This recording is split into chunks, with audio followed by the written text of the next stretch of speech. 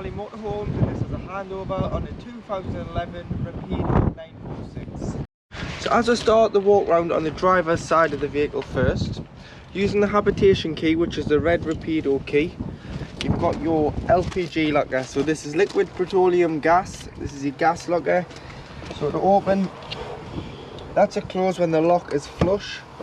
Pop the key in, do a quarter of a turn, then turn the handle 180 degrees and you'll be able to open the door. In here you can fit 2 gas bottles. This is our test bottle that we've got on at the moment. You've got 2 straps to strap the top of the bottle and the bottom. Strap the bottle in so it's secure when travelling, and then to connect the pigtail to the bottle, which is this pipe here, it's a left hand thread with it being gas, so left to tighten, right to loosen. Hand tighten, no need for a spanner. You just hand tighten and then turn the cylinder on and off from the top of the bottle. Always turn it off before you do start travelling, and then when you arrive back on your site you can turn it back on. And then you do have space for a spare, and you'll be able to get a 6 and a 13 bottle in there, so you can be able to get the next size up from a 6 in there, so you can carry 2 bottles. You've got your awning, security handle, which also helps as an aid for getting in and out of the vehicle, which you can lock over the door when it's in storage or parked up, but don't lock it over the door when you're travelling, because if you can't get out the front door you want to be able to get out the back.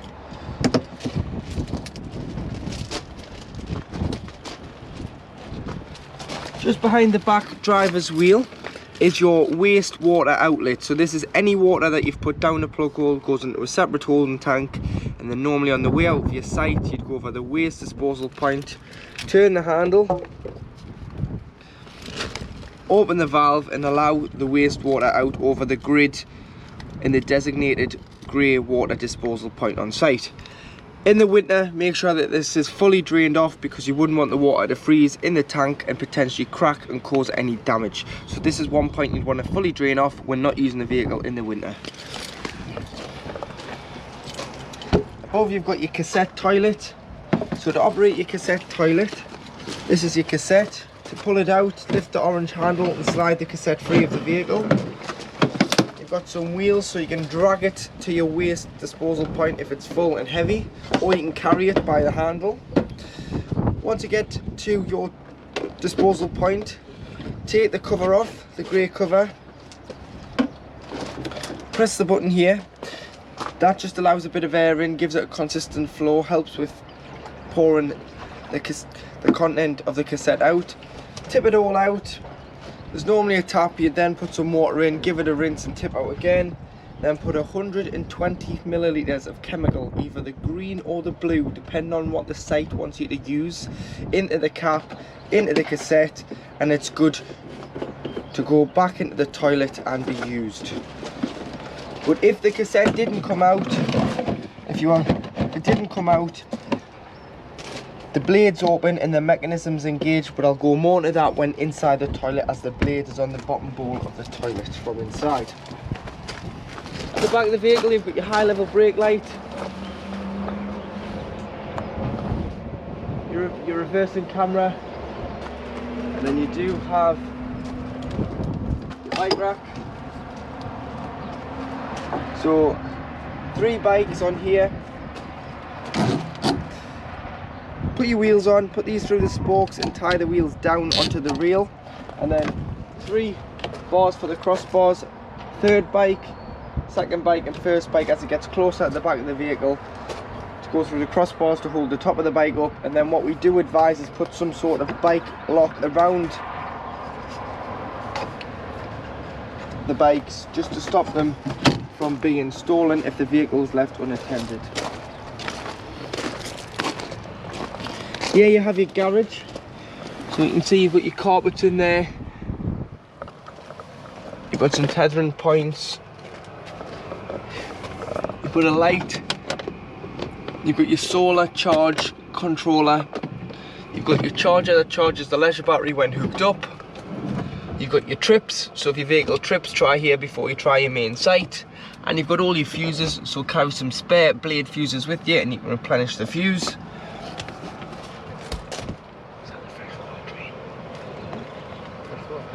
And then underneath here, this one here is your freshwater drain off point, so you can see your tank in there. So if you've taken on contaminated water, you're not using the vehicle for a couple of weeks, or you drain it down for the winter where you don't want any water left in the vehicle because it could potentially freeze, open this valve here, which allows all the fresh water out directly onto the floor underneath the van.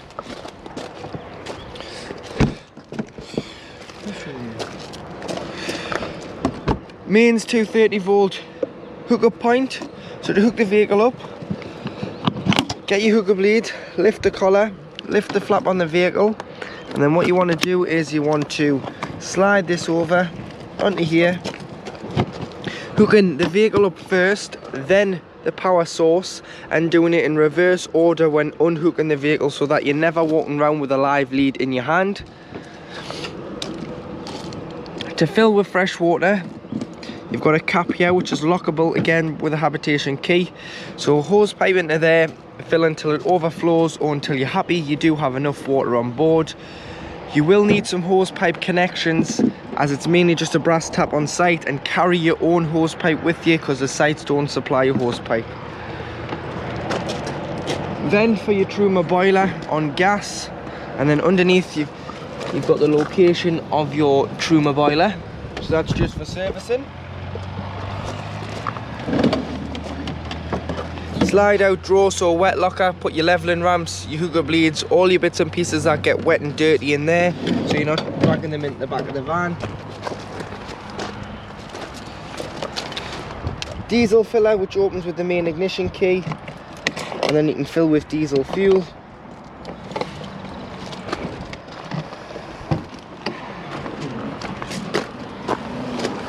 Engine batteries underneath the floor, underneath this compartment, and your bonnet release is just here, so that opens the bonnet.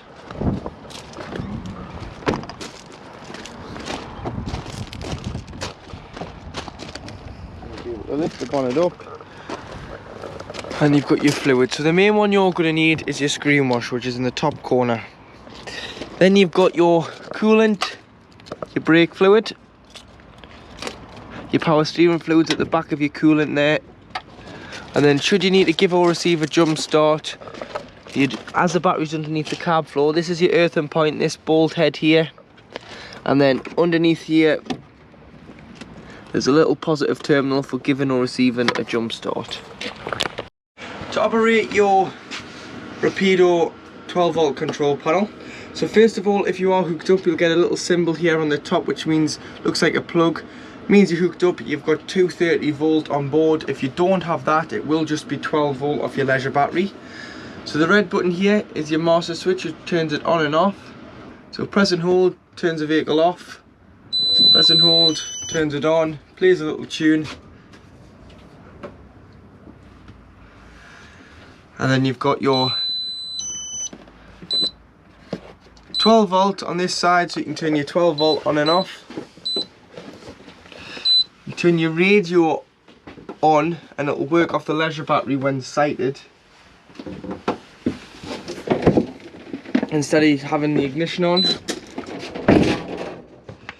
You've got your lights, so your master switch for your lights, and they all are individually switched.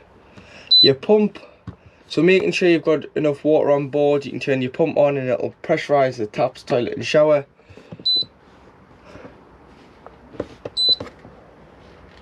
And then you do have fresh water,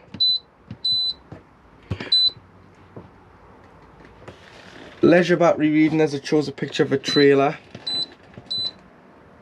the amperage currently being used, and then the one of the truck which shows the van battery.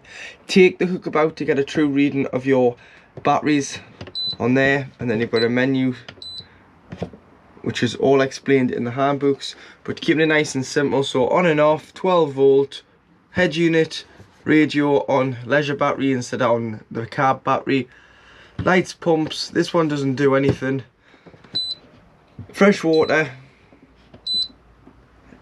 leisure battery, reading, Ampage currently coming off the leisure battery, and then the van battery reading. So in the kitchen area, you do have 3 gas burner ring on the hob.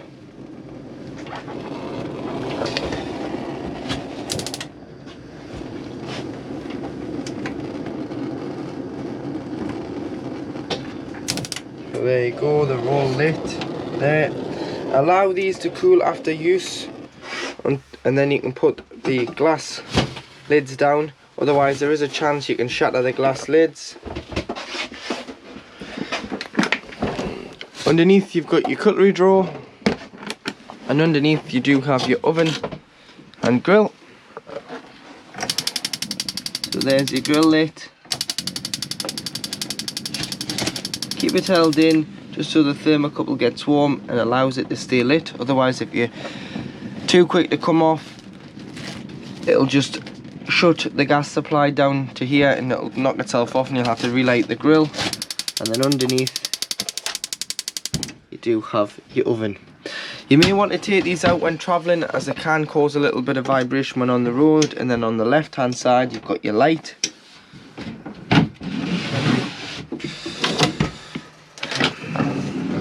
Storage underneath with your 4 red gas isolation valves. These are mainly for when the vehicle is annually habitation serviced. Any problems with gas, turn the bottle off to be safe, but you can't isolate each appliance from here. But mainly for when it's serviced.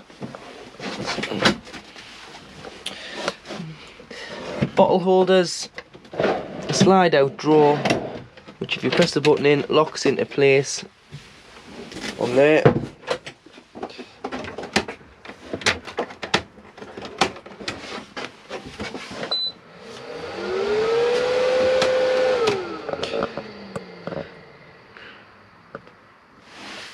So you've got your extractor hood, which is why you need to turn this setting on. It's for your extractor hood. It's the bottom one. So you've got your light and your fan speed for when you're cooking. Extraction. Storage above. To operate your heating and hot water on the vehicle, in the kitchen there's 2 switches which are to do with your Truma Combi E system. So you've got your energy source selector, and obviously whether you're wanting hot water, heating, or hot water and heating together. So we'll start off with the top one. So the top one is your energy source selection. So at the very top you've got 2 wiggly lines. 2 wiggly lines indicates 2 kilowatts of mains power, which is 1500 watts of power. So normally you would use this on most sites throughout the UK. Because you've paid your site fees, you'll not want to waste your gas, so you'd use 2 kilowatts of power. If you are on a smaller CL site or an air abroad, you may have to drop it down to 1 wiggly line, which is 750 watts of mains power. Then you've got the gas flame on its own, which is gas on its own, which you'd use if you were wild camping, because you wouldn't have any other source available to use than gas. And then you've got gas and 1 wiggly line, which is mixture 1, which is known as gas and 750 watts of electric. And then should you be in desperate need of heating and hot water away in the winter, you can use gas and 2 kilowatts of electric, which is gas and 1500 watts of electric. This will reduce the time it takes to heat your water or your vehicle when you're away in the winter and it's colder weather. But give this 20 minutes or so and then knock it off and take it back to 2 kilowatts of electric. But you've paid your site fees, don't bother wasting your gas, use their electric, that's why you pay to go on your sites. And then underneath is what you're heating. So you've got off in the middle, and then if you go all the way at the top, you've got 60 degrees of hot water.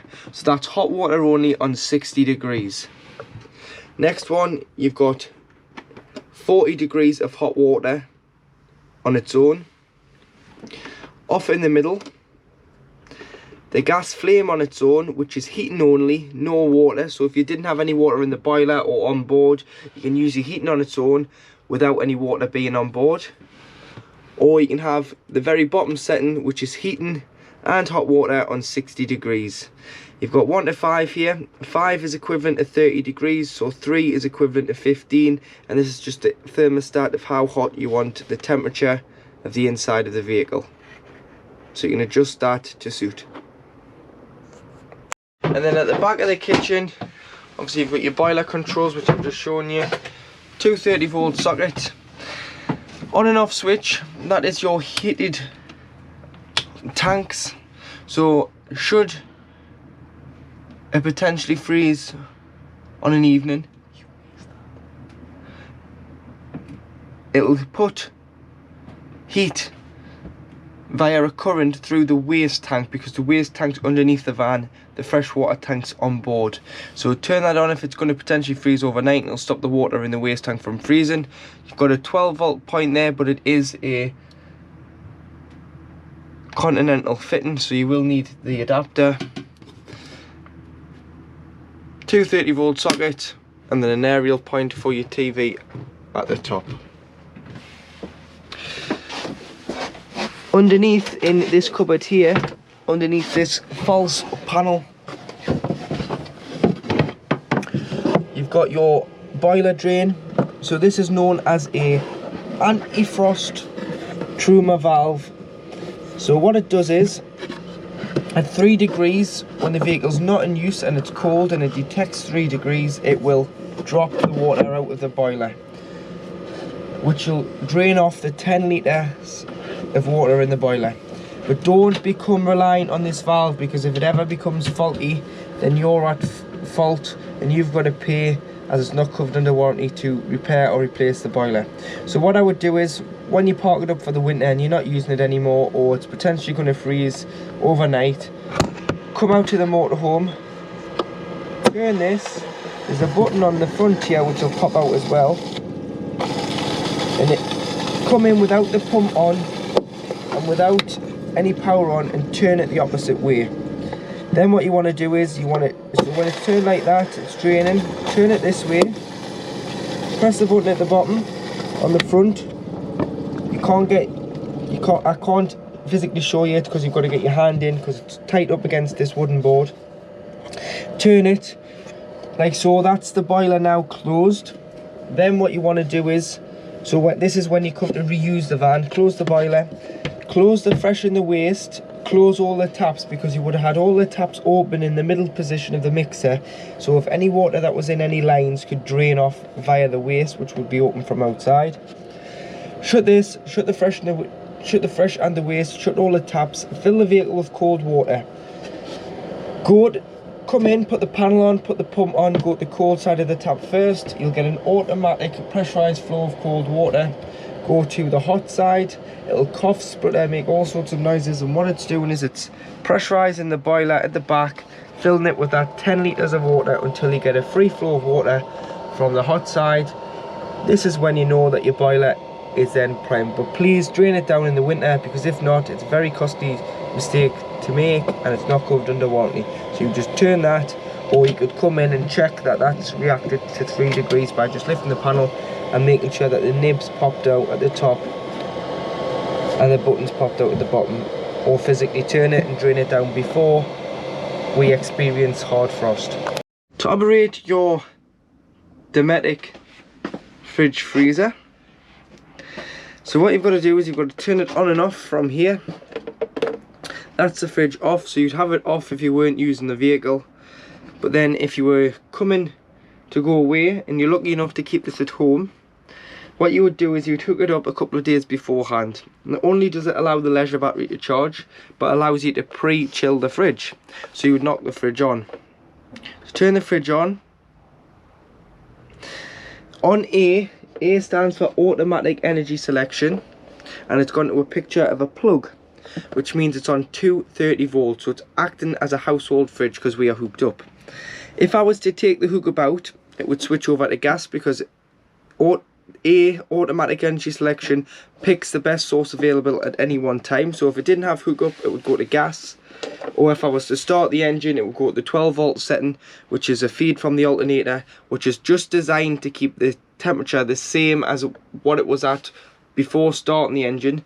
So like I was saying about hooking it up a few days before you go away, leave your fridge on, put your shopping in the night before. Obviously your fridge will have been cooled because it'll have been on a day before on its own. Put your shopping in the night before, allow that to chill, and then when you come to start the engine and unhook the vehicle, it'll switch over to the battery setting and it'll keep your shopping nice and fresh until you arrive back on your site and you either hook back up or you go wild camping and it goes to gas. But please note, it does take 20 minutes before lighting on gas on the automatic setting, because if it can't find 12 volt and it can't find 230 volt, but the gas has been left on and you're pulling for diesel, the last thing you want is your fridge sparking in a petrol station. So that's why it waits 20 minutes. So what you would have to do is manually press the square button and take the air away. So you can see there we've gone to manual 230 volt, battery on its own. Code 6 came up, which has lost a 12 volt because the engine's not running at the moment. And then you press again and it'll go to gas and self-ignite.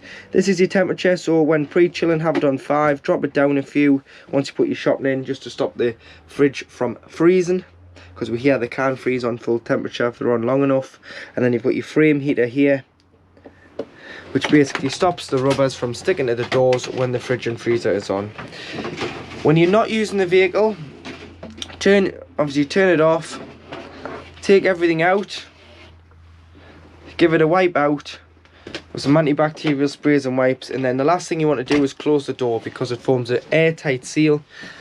The air in there is trapped, then becomes smelly, starts making the van stink, and mold will start growing. So underneath both handles you've got these little wee toggles underneath both of them. Pull them out, pop them into here, pop that into there, pop that into there, and allow the doors to stay open and circulation to get in and out of the fridge. And then when you're travelling, you've got a travel catch on the bottom, so you can just clip that over the bottom door and that'll stop the door from opening when you're on the road. Above the fridge you've got the location of where you would stand your TV. So you put your TV in here, stand it there. You've got an aerial, a 12 volt, again continental adapter, so you do need the other adapter which you can get from most camping and caravan shops. Pop it in there and it'll come to a UK female cigarette lighter if you're using a 12 volt TV. Or you can of course use a mains telly, but you'd have to be hooked up for that to work, whereas with a 12 volt telly, if you stopped off driving for a break to have a bite to eat somewhere at a service station and you just wanted half an hour to let the traffic die down or stop driving, have a rest, you can pop your telly on as long as you've got charge in your leisure battery. In the wardrobe area you've got a hanging rail and you've got some storage above, but you do have your TV aerial in here. So should you be struggling to get a signal, what you can do is you can loosen the nut off at the top, push the stem up, so push it up and then use the toggle to direct the aerial on the top and it'll raise it higher than the roof. But remember, before you start travelling, always pull the stem back down into the vehicle, tighten the nut up so that the wind doesn't get underneath the aerial and potentially break the aerial and rip it off the roof. And you've got your amplifier there which amplifies your TV signal.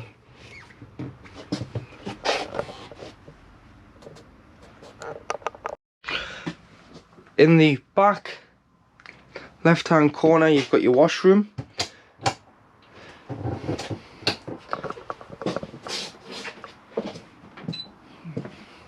So you've got your bathroom lights there, shower, this one, washroom light there.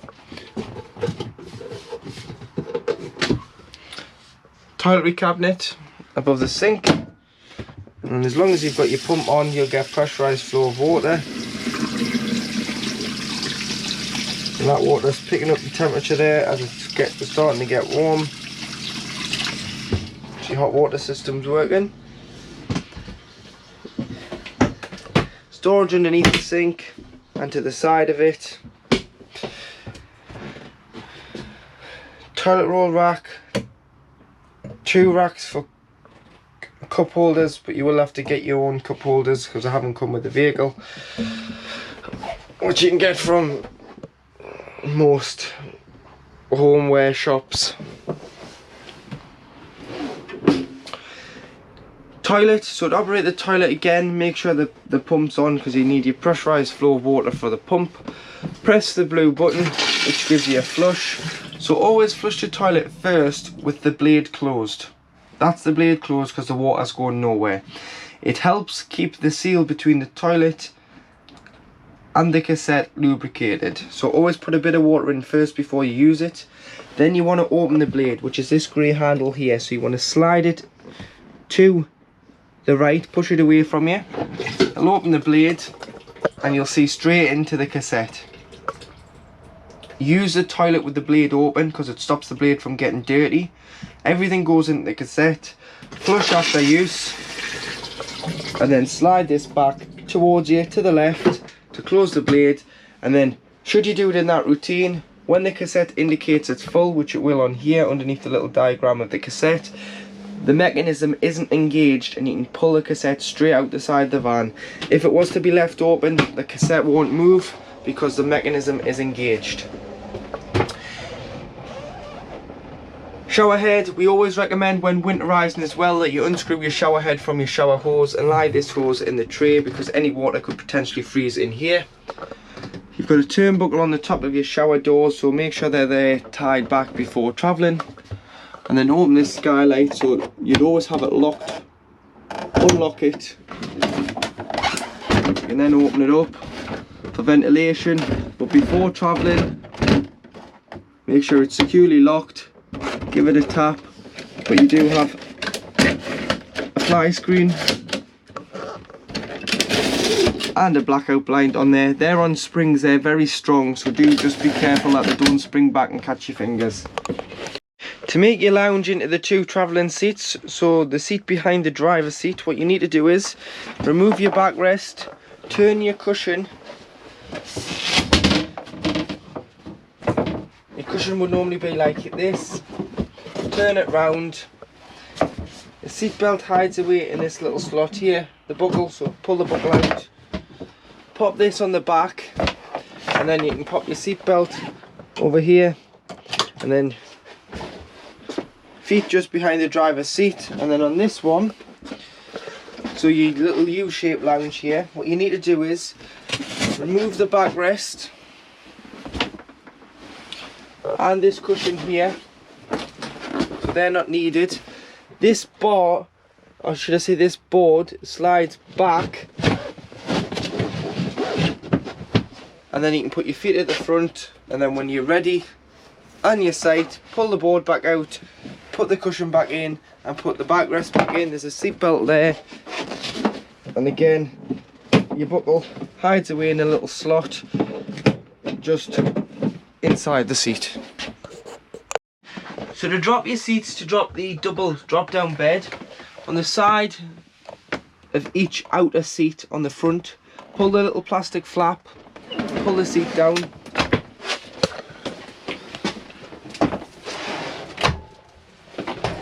like so, and then what you can do is you can undo the seat belt, pull the bed down.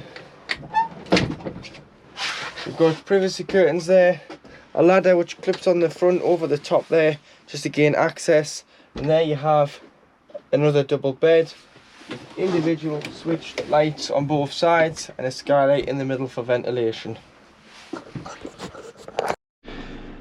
So in the cab, to the right of the driver, you do have your handbrake, which is just down here. Some storage in there. Your mirror adjustment, so you can choose the mirror you want to adjust.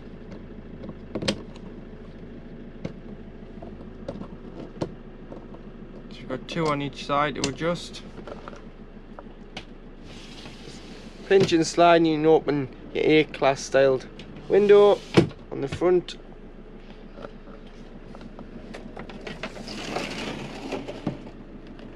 That blacks the two sides out, the same on that side as well.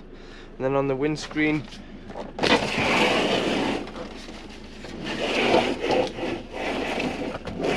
pull that in the middle, and then they just clip together. And there's a big blackout on the A-class windscreen. Got your headlight adjustment here, your trip computer on the end of the wiper stalk, which will go for your average and instant fuel consumption and your range that's left in your fuel tank. Lights and indicators. Cruise control, so turn it on, push it up to set, push it up to speed up, pull it down to slow down, cancel with the end of the stalk, or the foot brake, and resume with the end of the stalk to the last speed that was set at before the engine was switched off. 6-speed manual gearbox with lifter collar into reverse.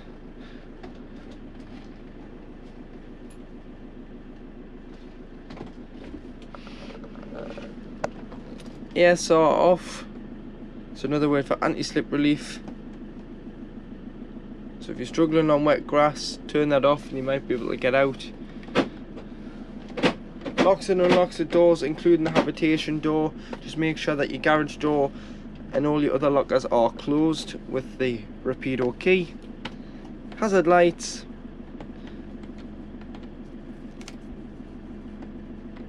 Front and rear fog lights. Heated mirrors. 2 12-volt charging points. A big glove bin which is lockable with the Fiat Ducato key. Temperature on the outside left ring, fan speed on the inside, must be on at least fan speed 1 or more for the aircon to work, which is this button here. Right outer ring you do have your distribution, so face, feet or screen, and whether you're bringing fresh air in or you're recirculating air around within the motorhome. Pioneer head unit, so press and hold here to turn off and on, or you've got SRC, so it skips the source. So you've got radio, so you just search for your favourite radio station there, or you can go to device, USB, 3.5mm jack, SD card, auxiliary, or it would react to a CD if the CD was put in. Volume at the top, scrolls through your channels, you can mute it there, and that's your Pioneer head unit. Just little glove box there, and a glove box on the top of the dashboard which is heated and cooled via the air conditioning. And then finally you've got your blinds, so your visors. Pull these down and then you just push them up when you've had enough of them, and that's just for sun blinds when driving the van.